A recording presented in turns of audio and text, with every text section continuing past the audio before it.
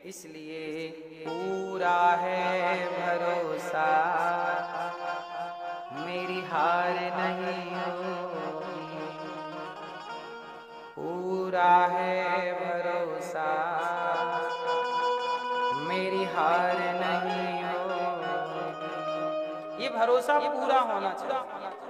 प्रहलाद को हिरण्यकश्यप ने पहाड़ से फेंका, चल तुझे फेंकता हूं, बचाए तेरा भगवान। जो प्रहलाद को फेंका, प्रहलाद जी ने कहा, हे श्री हरि, हे भगवान श्रीमन्नारायण, हे प्रभु, हे नाथ, मेरा आपकी सिवा कौन है नाथ। जब पुकारा प्रहलाद जी ने तो भगवान ने बाहें फैला दी, पहाड़ से फेंका, गोद में धारण कर लिया। भगवान गोद में धारण कर लिया। प्रहलाद तू चिंता क्यों करता, मैं हूं। हिरण्यकश्यपु ने सांपों से डसवाना चाहा, हाथी के पांव के नीचे मरवाना चाहा दबा करके। कयाधु से कहता है कि जहर पिला दो प्रहलाद। कयाधु के हाथ में कटोरा, कटोरे में जहर। कयाधु रोने लग गई। प्रहलाद बोला, माता क्या हुआ। माँ ने कहा, बेटा तेरे पिता ने जहर दिया है कि प्रहलाद को पिला दो। यदि मैं तुझे जहर पिलाती हूँ तो लोग कहेंगे कैसी माता है जिसने अपने बेटे को जहर पिला दिया। यदि नहीं पिलाती तो लोग कहेंगे कैसी पतिव्रता नारी है, पति की आज्ञा का पालन नहीं करती। मैं धर्म संकट में हूँ पुत्र। तब प्रहलाद जी ने कहा, माता लाओ, मैं आपको धर्म संकट से निकालता हूँ। और प्रहलाद जी वो जहर का कटोरा लेते हैं और पी जाते हैं। माँ बोली, बेटा मर जाएगा, मर जाएगा, मत पी बेटा, जहर है वो। प्रहलाद बोले, माता जिस परमात्मा ने उस आग से बचाया, जिस विधाता ने तेरे पेट में 9 महीने मरने नहीं दिया, वो बचाएगा ना। तो जहर में इतनी ताकत नहीं है कि भगवान के भक्त को मार सके, इसलिए पी लेने दो। पी गए जहर, बालवी माँ का नाम हुआ। ये सारी कथाएं केवल इसलिए हैं कि आपके विश्वास को मजबूत कर सके। बात समझ में आई मेरी माँ। तो भगवान पे क्या ज्यादा होना चाहिए, टेंशन होनी चाहिए, विश्वास है ना। चल पड़ो, कर पड़ो, अपने काम करो, पूरा भरोसा रखिए। हार जीत उसके हाथ में, मिलना ना मिलना उसके हाथ में। हम कर्म तो करें, हम करेंगे कुछ नहीं तो जीतेंगे कैसे, पाएंगे क्या। तू कर्म करता चल। अच्छा ये बताओ, महाभारत के युद्ध की एक छोटी सी कहानी सुनाता हूं, फिर आप बताना कि वो क्या था। महाभारत में एक घटना घटी जो बड़ी विषम थी। क्या था? भीष्म पितामह ने प्रतिज्ञा कर ली कि कल के युद्ध में या तो मेरा युद्ध आखिरी होगा या पांडवों का। कल पांडव मर जाएंगे। ये किसकी प्रतिज्ञा है? भीष्म। किसको वचन दिया? दुर्योधन। दुर्योधन बोला कि आप तो लड़ ही नहीं रहे, आप तो पांडवों के पक्ष में हैं। जब आरोप लगा ना पितामह पर, पितामह गुस्सा हो गए, बोले मैं कल का युद्ध या मेरा आखिरी होगा या पांडव। अब ये तो बात हवा की तरफ फैल गई।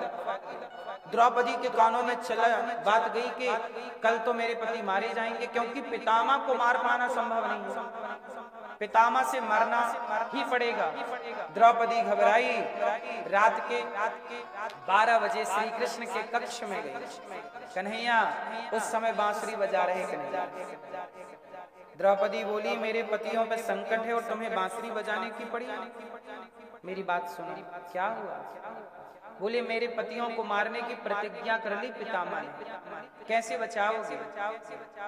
भगवान बोले, अर्जुन के पास कोई प्लान होगा, चलो अर्जुन से बात करते। अर्जुन सो रहे थे, भगवान गए अर्जुन के पास। अर्जुन उठो। अर्जुन उठे, क्या हुआ प्रभु? आधी रात को कल पितामह ने तुम्हें मारने की प्रतिज्ञा की है, कल युद्ध विराम हो सकता है, क्या प्लानिंग है कल की?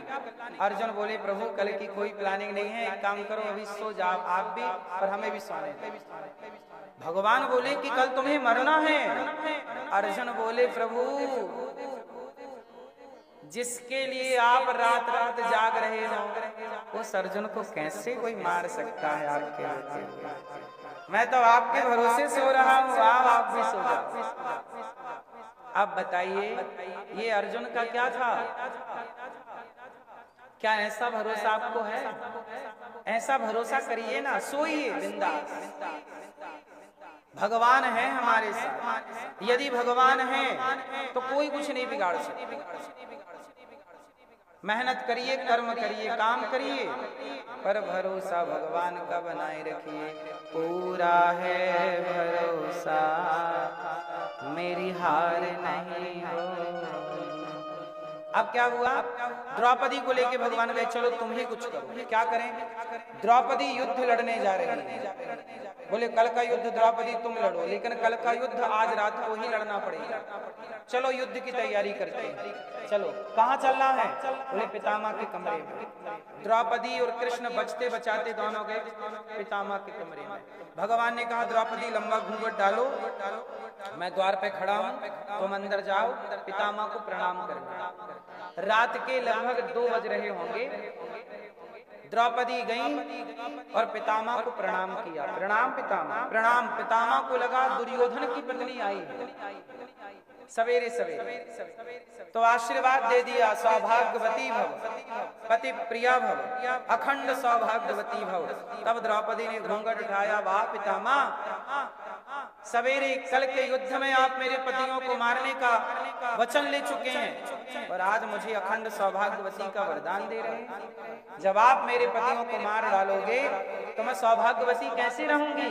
यदि मैं सौभाग्यवती रहूं, आप चाहते हैं कि मैं सौभाग्यवती रहूं, तो मेरे पतियों को क्यों मारना चाहते हैं? मेरा सुहाग तो आप उजाड़ना चाहते हैं और मुझे सौभाग्यवती का वरदान भी आप दे रहे हैं। बताइए आपका ये वरदान सत्य है कि आपकी प्रतिज्ञा सत्य है? आप अपनी प्रतिज्ञा सत्य करोगे या अपना ये वरदान सत्य करोगे? पितामह बोले द्रौपदी यहाँ तू अकेली नहीं आई, ये खेल तू नहीं खेल सकती। बिना लड़े, बिना बाण धनुष उठाए तू जीत रही है। कौन है तुझे जिताने वाला?